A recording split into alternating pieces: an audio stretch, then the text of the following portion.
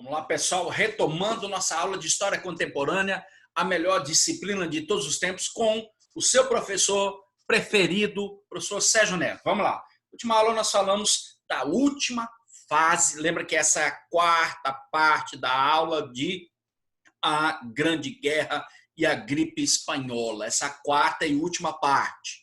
Falamos que 1917 foi a fase decisiva, porque entrada dos Estados Unidos e retirada da Rússia, o peso morto da guerra. Então, em 1917, os Estados Unidos entram para definir o conflito. E aí depois passamos justamente para o que é de mais importante, que são os tratados de paz. Principalmente o Tratado de Versalhes, que você não pode esquecer. Por quê? Porque o Tratado de Versalhes ele impôs uma derrota humilhante aos alemães. Responsabilizou, Luke, quem responsabilizou a Alemanha pela guerra? O Império Britânico, é claro. Tá? Então, a Alemanha foi aniquilada em função desse Tratado de Versalhes. A Alemanha foi destruída. Por que ela foi destruída? Porque ela foi responsabilizada pelo conflito. Quem responsabilizou? Os ingleses. Lembra que eu falei no início, na primeira aula, eu falei, a Primeira Guerra é uma guerra de redivisão de mercado. Então, quem detonou com a Alemanha foi a Inglaterra. Dentre as principais determinações que você está vendo ali no slide. Olha lá. Devolução da Alsácia-Lorena à França. Perda de todas as colônias. Entrega de uma faixa de terra à Polônia chamado Corredor Polonês. Porto de Danzig, que era a única saída que os poloneses tinham para o mar. Foi dado, né, para os poloneses. Indenizações, redução do seu exército a 100 mil homens, extinção da Luftwaffe, a Força Aérea Alemã. Ou seja, a Alemanha se arrebentou com esse Tratado de Versalhes, inclusive. Veja bem, o Tratado de Versalhes ele dá um grande passo para surgir um sentimento de ódio, né, de revanche dos alemães, né? Surge, inclusive, depois da Primeira Guerra, 1919, você tem a queda do Segundo Reich alemão e a proclamação da República de Weimar. O Império Alemão foi extinto. Na verdade, não foi só o Império Alemão que foi extinto, foi o Império Austríaco, o Império Turco Otomano, mas principalmente o Império Alemão deixou de existir. Vem a República Alemã, a República de Weimar. E esse sentimento de ódio, né, principalmente de soldados, baixa patente do exército, acaba gerando, né, a formação do partido nazista, um partido de extremo nacionalismo, um nacionalismo exagerado na Alemanha. Então, os efeitos da Primeira Guerra Mundial acabam gerando as causas da Segunda Guerra Mundial. Alguns historiadores dizem que houve uma guerra só, em duas fases, a primeira e a segunda. Por que uma guerra só em duas fases? Porque das consequências da primeira, você tem as causas da Segunda Guerra. Quais são as consequências da primeira? Principalmente a destruição do Império Alemão, né? As pesadas imposições do Tratado de Versalhes, que aniquilou com o Império Alemão e gerou todo um sentimento de revanche, de ódio dos alemães contra ingleses e franceses, principalmente. Aí você tem lá as consequências, formação da Liga das Nações, né, que isso era uma proposta do presidente Wilson, norte-americano, né, que era uma espécie de exército para manter a paz mundial, que acabou não dando muito certo. É uma coisa que a gente não pode esquecer, o fim dos impérios europeus, principalmente a substituição. Na Primeira Guerra você tem como consequência principal substituição do Império Britânico pelo pelo Império Norte-Americano.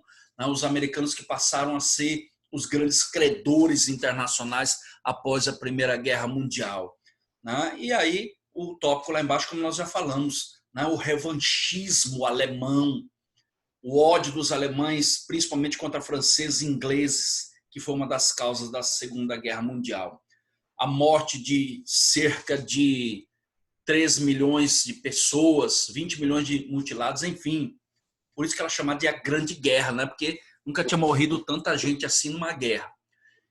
Além dessas consequências, revanchismo alemão, formação da Liga das Nações, morte de 3 milhões de pessoas, né? Ascensão do Império Norte-Americano em substituição do Império Britânico, né? Você tem essa guerra, né? No final da guerra de 1918, você vê a chegada, os primeiros soldados americanos chegam no final de 1917, início de 1918. Só que muitos vão para a Europa e acabam gerando o quê?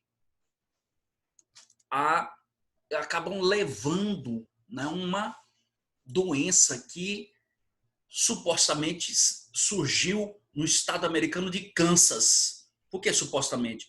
Porque existe muita controvérsia em relação a isso. Ninguém vai chegar no vestibular e perguntar assim para você: ei, onde é que surgiu? Onde é que surgiu? Olha lá, onde é que surgiu a gripe espanhola, que nada mais é do que a gripe H1N1 que você está vendo a vacinação obrigatória agora no país. Tá? Então, basicamente, a maioria dos historiadores dizem que a gripe espanhola, H1N1 ou gripe aviária, gripe influenza, foi levada dos Estados Unidos para a Europa através dos soldados americanos, principalmente aqueles que estavam infectados no estado de Kansas. E aí? Então, a gripe espanhola surge nos Estados Unidos e foi levada para a Espanha. Mas por que a Espanha? Né? Outro equívoco, né? Que, na verdade, essa gripe não era bem espanhola. Né? A Espanha foi o país a chamar a atenção dos europeus para essa pandemia, né? Que estava matando milhares de pessoas. Por que diz que é gripe espanhola? Porque o governo espanhol, como era um governo neutro durante a Segunda Guerra Mundial, não tinha nada a perder, ele pegou e expôs, né? Começou a falar no rádio e tal, nos jornais, que havia uma pandemia, né? E os governos da França e da Inglaterra não falaram nada, porque para não assustar os soldados e não baixar o moral dos soldados na guerra. Então, na verdade, a gripe que se chama espanhola, ela foi muito mais forte na França, na Inglaterra, do que na própria Espanha. Você vê o pessoal, né, usando máscaras de proteção. Então, foi a chamada segunda pandemia, né, que ocorre no mundo. A primeira foi a peste negra, a segunda a gripe espanhola, que é justamente esse vírus que você está vendo hoje, né? H1N1, por isso que tem que se vacinar e por isso que tem que se proteger, né, diante do coronavírus, que é a chamada terceira pandemia. Só que essa segunda pandemia, meu amigo, preste atenção, ela, inclusive, foi trazida por alguns soldados, né, que participaram do conflito e chegou a matar 35 mil pessoas no Brasil, até o presidente Rodrigues Alves, que foi reeleito. Lembra que ele foi presidente de 1902 a 1906. Em 1918, ele foi reeleito presidente, só que ele começou a se sentir mal, ficou doente no final de 1918 e acabou não assumindo a presidência, falecendo em janeiro de 1919, em função do quê? Da gripe H1N1, ou seja, da gripe espanhola. Então, a gripe espanhola é muito parecida com a situação, né, os efeitos que ela gerou são muito parecidos com os efeitos que nós estamos vendo agora. Né? Por quê? Porque no Brasil começou a haver pessoas contaminadas, São Paulo, Rio de Janeiro, né? Só que os governos queriam esconder, não falavam nada a respeito, e aí acabou matando 35 mil pessoas no Brasil. Né? As pessoas nos jornais, né? O governo queria esconder e tal, mas 35 mil pessoas morreram, inclusive, olha lá, as enfermeiras, né, usando máscaras, mas é claro que nada se compara com o que aconteceu na Europa. Na Europa morreram entre 50 e 100 milhões de pessoas contaminadas pela gripe espanhola, né, no final da guerra, né, 1918 até 1920, foram entre 50 e 100 milhões de pessoas contaminadas. Aí você vê, Na Gazeta de Notícias do Rio de Janeiro, 15 de outubro de 1918, o Rio é um vasto hospital, muito parecido com a situação que a gente está vivendo hoje, a invasão da influência espanhola. Só que os governos não davam muita confiança para a gripe espanhola, queriam esconder e tal, até porque o mesmo problema que a gente está vendo hoje, né, a falta de leitos hospitalares para os doentes, inclusive a média de mortes por ano em milhões. Você imagina morrer 50 milhões de pessoas, né, isso é um dado incerto, mas entre 50 e 100 milhões de pessoas que morreram na Europa. Chama-se gripe espanhola porque a Espanha era um país neutro na Primeira Guerra Mundial, não tinha nada a perder e, por isso, fazer propaganda para que as pessoas se prevenissem. Franceses e ingleses não falavam nada porque estavam em guerra e tinham receio de afetar, né, o moral dos soldados que estavam no front.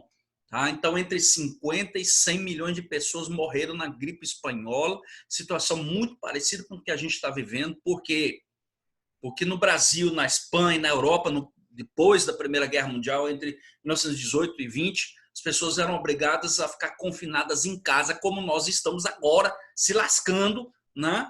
Confinados em quarentena, né? Não aguentam mais, não querendo sair de casa. Só que a gripe espanhola matou 35 mil pessoas. Preste atenção, principalmente São Paulo e Rio de Janeiro. Olha lá, a morte vem a bordo. A gripe espanhola é trazida para o Brasil pelo navio Demerara. Olha lá, pânico em São Paulo. Só em São Paulo foram 14.811 mortes, mais ou menos parecido com o coronavírus hoje, que já chegou a matar 12 mil pessoas no Brasil. Até o momento, tá? Até maio, começo de maio de 2020. Então, perceba, não esqueça dessa pandemia da gripe espanhola, 1918, 1920, logo ao final da Primeira Guerra Mundial, porque é muito caível em vestibular. Uma situação de confinamento que a Europa e o Brasil já passou, né, há cerca de 100 anos atrás. Tá? E aí quero agradecer a audiência, né, de vocês que estão me assistindo em casa, continuem me assistindo, chamem seus colegas, seu vizinho, seus primos, se inscrevam no canal, dá um joinha para que a gente possa continuar gravando essas aulas de história contemporânea e das demais histórias também.